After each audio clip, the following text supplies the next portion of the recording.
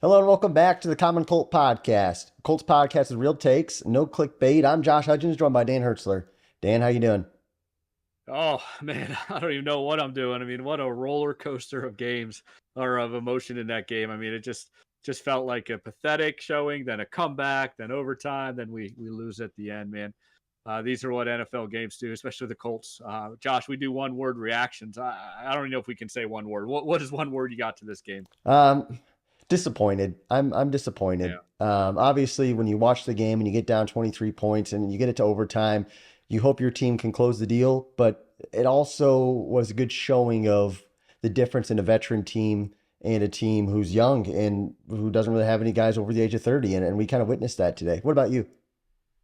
Yeah, I kind of maybe said it in the beginning. It's just a roller coaster. That's the word I'm going to use because that's what this game was. I mean, the way that they came out and started, if you watch the video leading up to this game, we were kind of hyping the matchup a little bit with Shane Steichen versus Sean McVay, two offensive masterminds, and then the offensive line issues were going to be a problem, and it just seemed like Colts came out flat. They just weren't. I mean, just from the jump, it almost felt like last year again, like not ready, not prepared. The Rams just looked like they were teaching a class on how to be ready for an NFL game. And then something switched. And then, to give Shane Steichen all the credit, he got that offense rolling, got that team moving.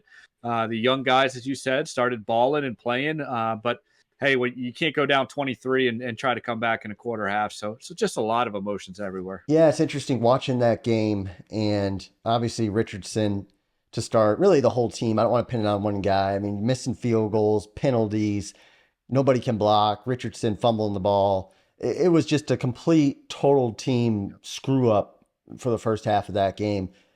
But man, from that second half in that fourth quarter, did we see Anthony Richardson just show why we drafted him number four? And I'm not one much for moral victories. I'm not one much for saying, hey, but we got to see this. But Anthony Richardson showed something, and he finished the game. That's a cool thing. He finished the game, but he made some big time improv throws on the run, eyes downfield, which was awesome. And then that guy inside the 10-yard line with Shane Steichen's creative play calling is freaking deadly. If they somehow get Jonathan Taylor back, I know we hit that drum a lot, but Richardson with Taylor inside that 10-yard line with those creative RPOs and stuff, that's deadly, man. I really thought that Anthony Richardson showed the star that he could be in that second half. And it was cool for him to do it at Lucas Oil because that crowd was rocking in that game. Just Yeah. sad we couldn't come away with the W. Yeah, I mean this is what we thought this year was going to be. Obviously, last week's win was kind of unexpected. This game was a little bit more expected in the roller coaster of good stuff, bad stuff, and we saw all that with AR. Like you said, some of those throws, right down the seam, some of those back shoulder throws. I forget who it was. Someone actually dropped one towards the end of the game that I thought was one of his better Granson, throws. yeah. Yeah, just right where only he could catch it and could have set him up for a game-winning field goal. But hey, this is what we signed up for when you draft a high rookie like that, multi-talented player. And the combination of Shane and AR, like you said, it's fun to watch. I mean, this is a fun team. This is some creative, innovative stuff. This is fun. I mean, I just keep going back to last year and just we were just so boring, and we were the team late in the year that was giving up the big leads. Now that we're the team capable of coming back, you look across the numbers, no receiver really stood out. It wasn't like there was a great game all around, but I think this team learned something. And I want to give also a kind of a shout out to Zaire Franklin. I mean, this guy, he is just a ball player on the Yeah. defensive side. I am just super impressed with just his heart, his fight. He is just giving everything he's got out there, and he's really making that defense go. And I just want to make sure we recognize his effort today. Yeah, looking at individual performances and I looked through and obviously I was a little disappointed again in Shaq Leonard. I seen they had a scene on the TV where he was just on the sideline in overtime. It's kind of a dull look in his face, being swapped in and out for EJ Speed, I believe it was. And it's like, man, one of the highest paid linebackers in the NFL, biggest moment in the game, and he's on the sideline. Like, what a fall from He grace. Yeah, he's done. I mean, I kind of gave it as a kind of an out there take at the beginning of the season, but just I just don't think he's got anything left in the tank. And like you said, he's not going to be worth the contract. It's sad to see.